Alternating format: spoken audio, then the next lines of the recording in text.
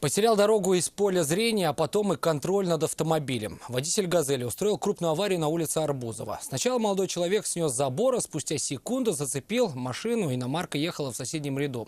В результате аварии автомобиль развернуло прямо на дороге, из-за чего образовался затор. Подробности в материале Алины Мусиной. Вначале удар был вперед, потом вы, видать, об забор, потом сзади, да, вас глухануло. О том, как произошла авария, водитель «Газели» рассказал сам. Молодой человек отметил, что большую роль в ДТП сыграли погодные условия и плохая видимость на дороге. Солнце в глаза светило, дождь шел. Дорога скользкая, впереди не увидел там препятствия.